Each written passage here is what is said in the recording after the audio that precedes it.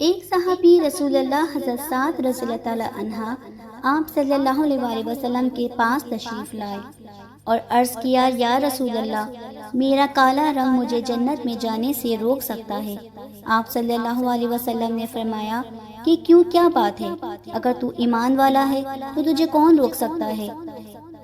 عرض کی کہ بات یہ ہے کہ میں غریب آدمی ہوں، میرا رنگ کالا ہے، میں بدصورت ہوں اور بنو سلیم کے اشراف میں سے ہوں۔ اب بات یہ ہے کہ مجھے کوئی لڑکی نہیں دیتا، میری عزت اور کالے رنگ کی وجہ سے کوئی میرے ساتھ رشتہ نہیں کرتا۔ آپ صلی اللہ علیہ وسلم نے فرمایا، آج عمرو بن وہاب رضی اللہ تعالی عنہ ثقفی آئے ہیں۔ یہ مدینہ منورہ کے ایک چودھری تھے، مالدار تھے، ان کی بیٹی بہت خوبصورت تھی۔ صحابہ رضی اللہ تعالی عنہ اجمعین نے کہا کہ وہ مجلس میں تو موجود نہیں ہیں۔ آپ صلی اللہ علیہ وسلم نے فرمایا، جاؤ عمرو بن وہاب رضی اللہ تعالی عنہ سے کہو کہ اپنی لڑکی تیری نکاح میں دے دے۔ حضرت سعد رضی اللہ تعالی عنہ جا کے دروازے پر پہنچے، دروازے پر دستک دی۔ حضرت عمرو بن وہاب رضی اللہ تعالی عنہ باہر نکلے، پوچھا، بھائی کیا بات ہے؟ حضرت سعد نے کہا، میں رسول اللہ صلی اللہ علیہ وآلہ وسلم کا بھیجا ہوا ہوں اور آپ صلی اللہ علیہ وآلہ وسلم کا قاصد ہوں۔ آپ کے پاس آپ کی بیٹی کی شادی کا اپنے لیے پیغام لایا ہوں۔ بظاہر انہیں یقین نہیں آیا، اس لیے کہا کہ بھاگ جا، کیا بات کرتا ہے؟ تو وہ بیچارہ غریب تھا، پہلے ہی غم کا کھایا ہوا، تو وہ ڈر کے وہاں سے پیچھے ہٹ گیا۔ ادھر عمر رضی اللہ تعالی عنہ کی بیٹی حسن و جمال میں مشہور، بیٹی کے کان میں آواز پڑی، بیٹی نے پیچھے سے آواز دی، اے ابا جان، سوچ تو لیا کرو کہ کیا کہہ رہے ہو، تم نبی صلی اللہ علیہ وآلہ وسلم کی بات کو ٹھکرا رہے ہو، ہلاک ہو جاؤ گے۔ میں نبی کے حکم کے سامنے تیار ہوں، میں کالے گورے کو نہیں دیکھ رہی ہوں، میں نبی پاک صلی اللہ علیہ وآلہ وسلم کے حکم کو دیکھ رہی ہوں۔ جاؤ، میں تیار ہوں اور کہہ دو کہ میں شادی کرنا چاہتی ہوں۔ حضرت عمرو بن وہاب رضی اللہ تعالی عنہ ثقفی بھاگے بھاگے پیچھے گئے۔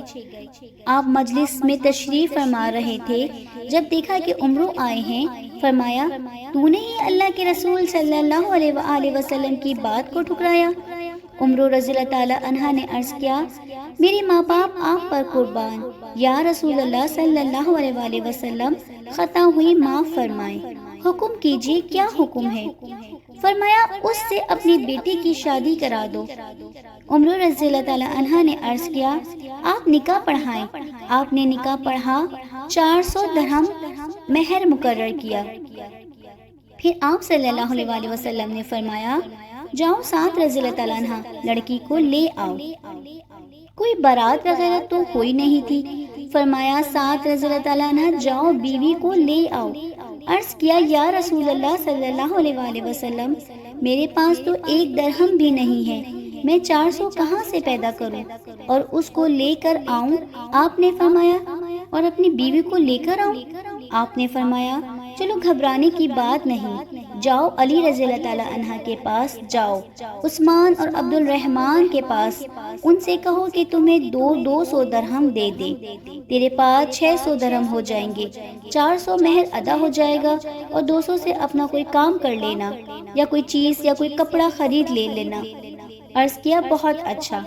حضرت عثمان، حضرت علی اور حضرت عبد الرحمن رضی اللہ تعالیٰ عنہ کے پاس گئے، انہوں نے خوش ہو کر 200 سے زائد دی۔ حضرت سعد رضی اللہ تعالیٰ عنہ کہنے لگے کہ لڑکی کو میں بعد میں لینے جاؤں گا، پہلے تو کچھ سودا بازار سے خرید لوں، 400 تو مہر میں ادا ہو جائے گا، کچھ کا کپڑا اور کچھ کا کھانے پینے کا سامان خرید لوں گا تاکہ میرا کچھ کام چل سکے، گھر کی مشکل نہ بن سکے۔ جب بازار میں داخل ہوئے تو ایک آواز کان میں پڑی، اے اللہ کے دوستو، اللہ کے راستے میں نکلو۔ بس یہ سننا تھا، حضرت سعد رضی اللہ تعالیٰ عنہ کے قدم زمین پر جم گئے، سارے جذبات، سارے احساسات کو ایک بول نے نکال کے اللہ اور اللہ کے رسول صلی اللہ علیہ وآلہ وسلم کی محبت کو دل میں ڈال دیا۔ کوئی ہے ایسا ایمان والا کہ جو اتنے بڑے جذبات کو اللہ اور اللہ کے رسول صلی اللہ علیہ وآلہ وسلم کی بات پر قربان کرے؟ آسمان پر ایک بھرپور نگاہ ڈالی، اور یوں کہا کہ اے زمین و آسمان کے رب اللہ اور اے محمد صلی اللہ علیہ وآلہ وسلم کے رب اللہ، اب میرا یہ مال شادی پر نہیں لگے گا، میرا یہ مال وہاں لگے گا جہاں تو راضی، جہاں تو بھی راضی، تیرا رسول بھی راضی، اور مسلمان بھی خوش ہو جائیں گے۔ نہ شادی یاد رہی، نہ رات کا وصال یاد رہا، نہ سہاگ رات یاد رہی، نہ بیوی کے پہلو میں رات کا لیٹنا یاد رہا۔ یاد رہا تو بس اللہ اور رسول کا کام یاد رہا۔ گھوڑا خریدا، ڈھال خریدی، تلوار خریدی، چہرے کو چھپا لیا اور سوار ہوا چہرے کو چھپا کر، صرف آنکھیں ننگی باقی چہرہ چھپا ہوا۔ رضی اللہ تعالیٰ اجمعین کہنے لگے، ارے یہ کون ہے چہرہ چھپائے ہوئے، اور آپ کو خبر ہے کہ چہرہ کیوں چھپایا ہے؟ چہرہ اس لیے چھپایا ہے کہ اگر مجھے حضور صلی اللہ علیہ وآلہ وسلم نے دیکھ لیا تو کہیں واپس نہ بھیج دے کہ ارے تو کہاں جا رہا ہے، میں نے تو تمہیں کہاں بھیجا تھا۔ یہ خیال ہے کہ کہیں حضور اکرم صلی اللہ علیہ وآلہ وسلم نے دیکھ لیا تو واپس نہ ہو جاؤں۔ کسی نے پوچھا کہ کون ہے؟ حضرت علی رضی اللہ تعالیٰ عنہ نے کہا کہ ارے اللہ کے بندہ، کوئی پردیسی ہوگا، تمہارے دین کی مدد کے لیے تمہارے ساتھ آ گیا، اسے چھوڑ دو، اسے جانے دو جنگ میں۔ اب جو ہی ٹکر اور اس میدان میں اترے اور لڑتے لڑتے حضرت سعد رضی اللہ تعالیٰ عنہ کے گھوڑے کو جو تیر لگا اور گھوڑا الٹ کر گرا اور گر کر مرا۔ حضرت سعد رضی اللہ تعالیٰ عنہ بھی ساتھ گرے اور جلدی سے اٹھے اور جلدی جلدی اپنے بازو اوپر چڑھائے۔ حضور اکرم صلی اللہ علیہ وآلہ وسلم نے بازو کو دیکھا، اس کے کالے کالے بازو۔ جب باہر نکلے آپ صلی اللہ علیہ وسلم نے دیکھا اور فرمایا کہ تو مجھے سعد رضی اللہ تعالیٰ عنہ نظر آتا ہے۔ عرض کیا، میرے ماں باپ آپ پر قربان ہو جائیں، اے اللہ کے رسول اللہ، میں سعد رضی اللہ تعالیٰ عنہ ہی ہوں۔ آپ نے فرمایا، خوشخبری لے لو، تو جنتی ہو گیا، تو خوش بخت ہو گیا۔ بس اس کو اس کا سننا تھا کہ چھلانگ لگائی۔ مجموعے میں یہاں تک آواز آئی، یا رسول اللہ، سعد رضی اللہ تعالیٰ عنہ شہید ہو گئے۔ حضور اکرم صلی اللہ علیہ وآلہ وسلم دوڑ کے گئے اور حضرت سعد رضی اللہ تعالیٰ عنہ کے سر کو اپنی گود میں رکھا، اور آنسو کی لڑیاں سعد رضی اللہ تعالیٰ عنہ کے خون کو پونچھ رہی ہیں۔ حضور اکرم صلی اللہ علیہ وآلہ وسلم کے آنسو سعد رضی اللہ تعالیٰ عنہ کے چہرے پہ گر رہے ہیں۔ آپ فرما رہے ہیں کہ اے سعد رضی اللہ تعالیٰ عنہ، تیری خوشبو اللہ اور اللہ کے رسول اللہ کو بہت پیاری ہو چکی ہے۔ اے سعد رضی اللہ تعالیٰ عنہ، تو اللہ اور اس کے رسول صلی اللہ علیہ وآلہ وسلم کو بے انتہا پیارا ہو چکا ہے۔ رو رہے ہیں۔ روتے روتے آپ صلی اللہ علیہ وآلہ وسلم نے منہ پھیرا اور فرمایا، رب کعبہ کی قسم، سعد حوض پر پہنچ گیا۔ جب ابو لابہ رضی اللہ تعالیٰ عنہ بن منظر نے فرمایا، یا رسول اللہ صلی اللہ علیہ وآلہ وسلم، یہ حوض کیا ہے؟ آپ صلی اللہ علیہ وآلہ وسلم نے فرمایا، یہ حوض وہ ہے جو میرے رب نے مجھے دیا ہے، اس دودھ سے زیادہ سفید، شہد سے زیادہ میٹھا۔ جب ایک دفعہ اس کو پی لے گا پھر دوبارہ پیاس نہیں لگے گی۔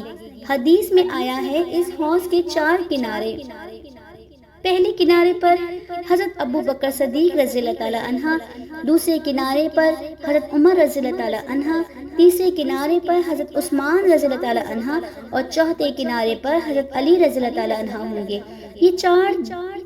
یہ چاروں صحابہ رضی اللہ تعالیٰ عنہ اجمعین کناروں پر کھڑے ہیں، امت آ رہی ہے، یہ پلا رہے ہیں۔ حضرت ابو لبابہ رضی اللہ تعالیٰ عنہ نے کہا کہ حوض کا مطلب سمجھ میں آیا کہ اس حوض میں سعد رضی اللہ تعالیٰ عنہ پہنچ گئے۔ آپ رضی اللہ تعالیٰ عنہ نے پھر عرض کیا، یا رسول اللہ صلی اللہ علیہ وآلہ وسلم، میں نے مختلف باتیں آپ میں ملاحظہ کی، ایک تو آپ روئے، پھر آپ ہنسے، پھر آپ نے منہ پھیر لیا، یہ کیا ماجرا ہے؟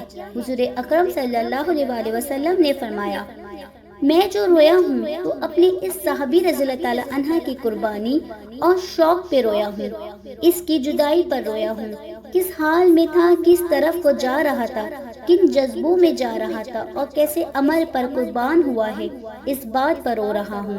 اور میں ہنسا اس بات پر جب میں نے جنت میں اس کو دیکھا اور اللہ کی بارگاہ میں اس کے درجے کو دیکھا تو میں ہنس پڑا، اور جو میں نے منہ کو پھیر لیا اس لیے منہ کو پھیر لیا کہ میں نے دیکھا کہ جنت کی حوریں اس کی بیویاں دوڑتی ہوئی آ رہی ہیں اور تیز دوڑ کے آ رہی ہیں کہ ان کی پنڈلیوں سے کپڑا ہٹ گیا اور ان کے پاؤں میں پازیب چھن چھن کرتی مجھے نظر آ رہی تھی۔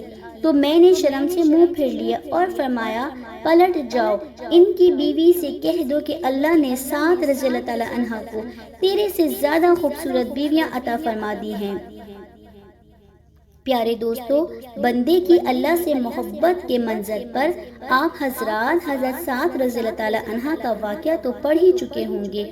حقیقت میں یہ واقعہ حضرت سعد رضی اللہ تعالی عنہ کی اللہ سے شدت محبت پر دلالت کرتا ہے کہ آپ رضی اللہ تعالی عنہ کی محبت میں، حسن میں بے مثال اور مالداری میں لاجواب بیوی کو بھی اللہ کی محبت میں ترجیح نہ دی، حتیٰ کہ نوجوانی کی اٹھی ہوئی خواہش کو بھی سینے میں دفن کر کے حکم الہی کو مقدم رکھا۔